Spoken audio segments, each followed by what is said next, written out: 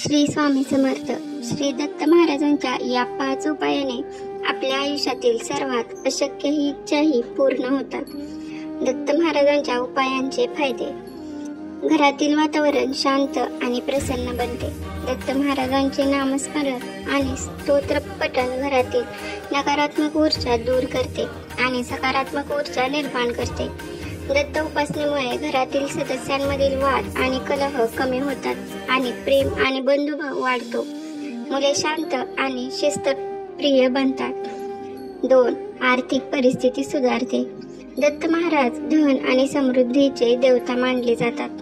दत्त उपासनेमुळे आर्थिक अडचणी दूर होतात आणि आर्थिक प्रगती होते. 3. वाईट शक्ती आणि नकारात्मक ऊर्जा दूर होते. दत्त उपासनेमुळे घरातील वाईट शक्ती आणि नकारात्मक ऊर्जा दूर होते. नजर दोष आणि वाईट शक्तींपासून संरक्षण मिळते. 4. आरोग्य सुधारते. दत्त उपासनेमुळे शारीरिक आणि मानसिक आरोग्य सुधारते. रोग आणि त्रासांपासून मुक्ती मिळते. 5. इच्छा पूर्ण होतात.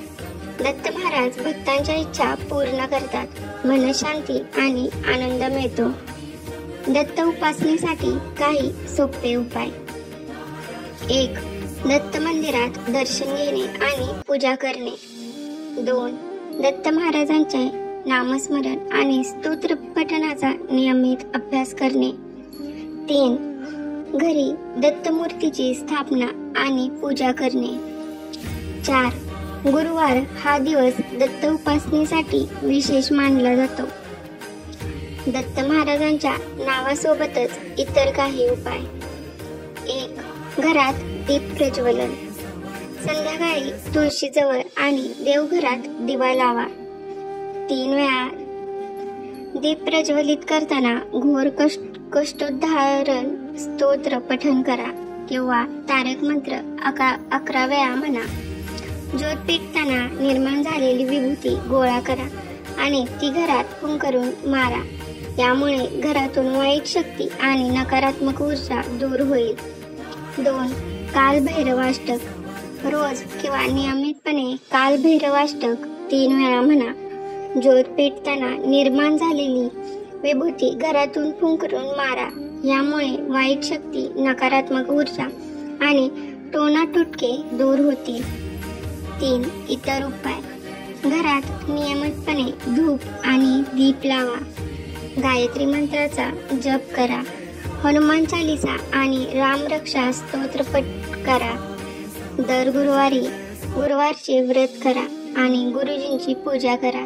दर शनिवारी शनिदेवाला तेल आणि उडी अर्पण करा. दर रविवारी सूर्यनारायणाला जल अर्पण करा.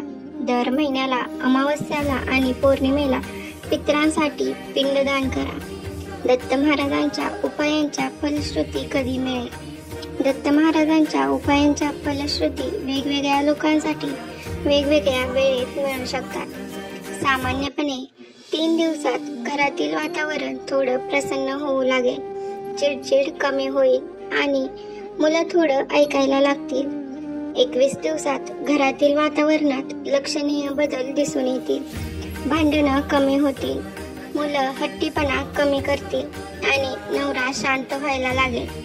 41 दिवसात घरातील वातावरण पूर्णपणे शांत आणि प्रसन्न बनेल. कुटुंबातील सदस्यांमध्ये प्रेम वाढेल आणि आर्थिक परिस्थिती सुधारू शकेल. हे लक्षात घेणं महत्त्वाचं आहे की उपाय करताना तुम्ही पूर्ण श्रद्धा आणि भक्ती ठेवली पाहिजे. उपाय नियमितपणे आणि योग्य पद्धतीने केला पाहिजे. तुमचं कर्म आणि प्रयत्नही फलश्रुती मिळण्यासाठी महत्त्वाचे आहेत. काही लोकांना त्वरित परिणाम मिळू शकतात तर काहींना थोडा वेळ लागू शकतो. तुम्ही धीर धरून उपाय करत राहा आणि श्रद्धा ठेवा. धन्यवाद.